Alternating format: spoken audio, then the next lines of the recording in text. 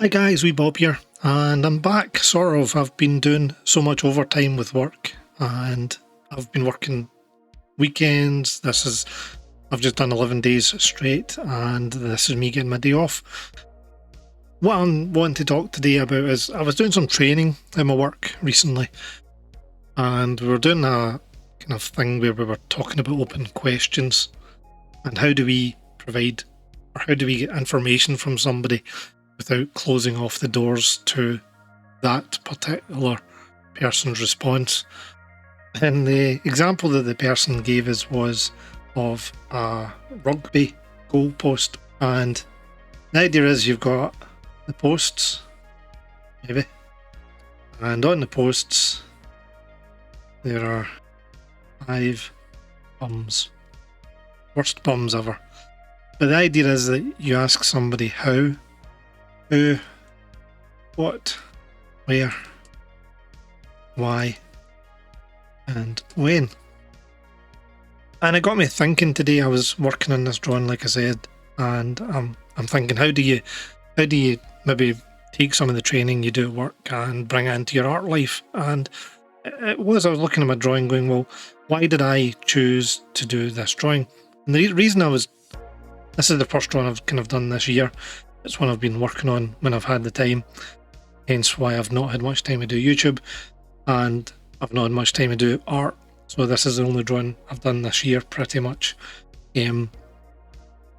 But how can those questions help us? And it's sort of right at the beginning, when you look at drawing or you're going to start a drawing, you can ask yourself, well, what do I want to draw? You might be able to jot down some questions like, when do I want to draw? Do I want to draw the future? Do I want to draw the past? And you could have these as like 5 little tips to get you going.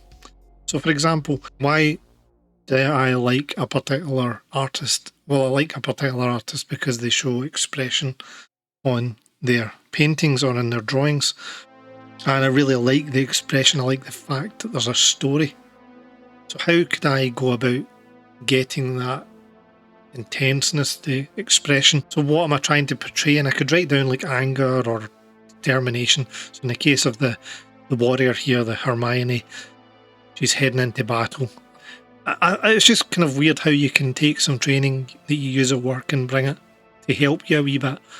And it can help you focus. So just focus on one of those little bums on the goalposts and write down a little description of what is happening. It might be something that you could use, I don't know. It was just something that popped into my brain.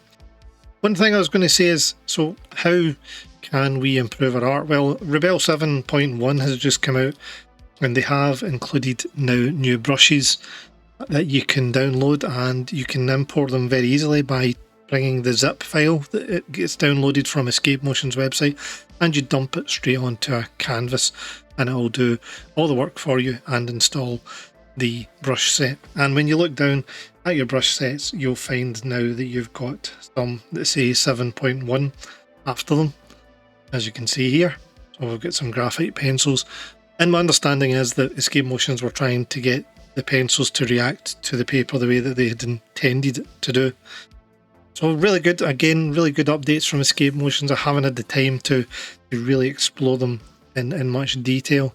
This was just I need to get a YouTube video done.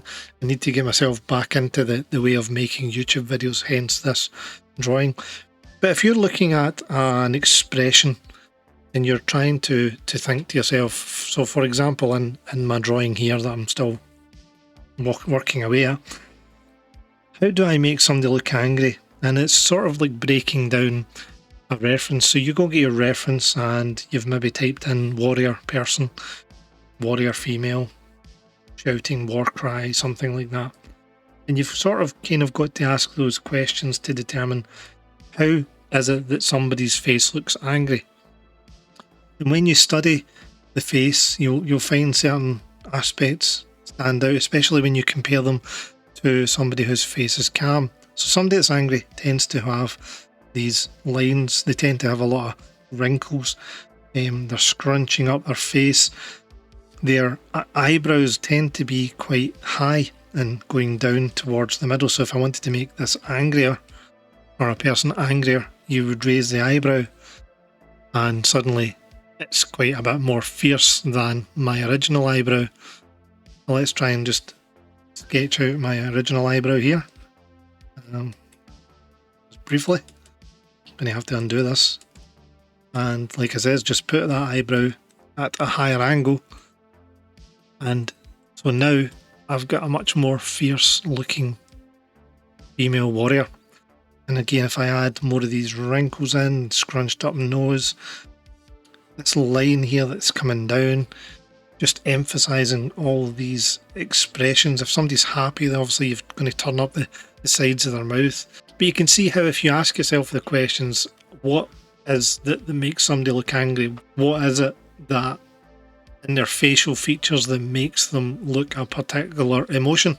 And it can really help. So, okay, so here's pixels. Let's put in something like emotion.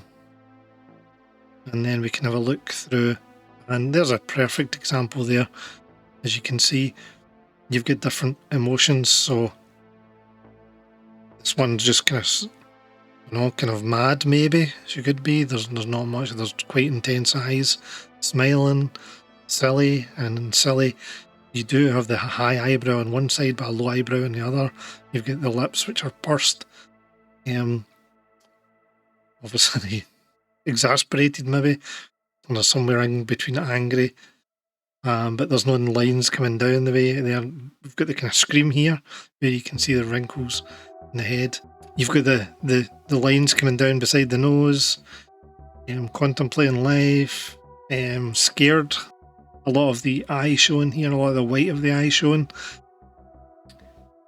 Again, shouting, screaming. You've got the furl of the nose, and you've got to pick that up with your values, as we can see from, as I said, from my drawing here, where I've got somebody who is going in and is angry, and I can enhance all those little features just to make it even more what I want it to be. And I can also get a sense of motion, so you can ask yourself, how do I make somebody look like they're moving, and what can I do in terms of tips and tricks to get somebody moving across the screen? And that's part of why I've got some of the kind of debris, you could call it, flying up that way.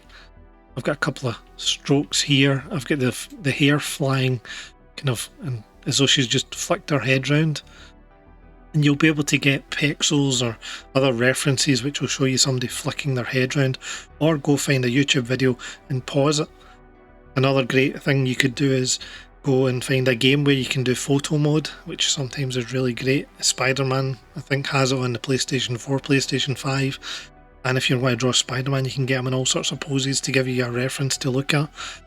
So hopefully you've not missed me too much. I haven't had too many comments, and that's okay.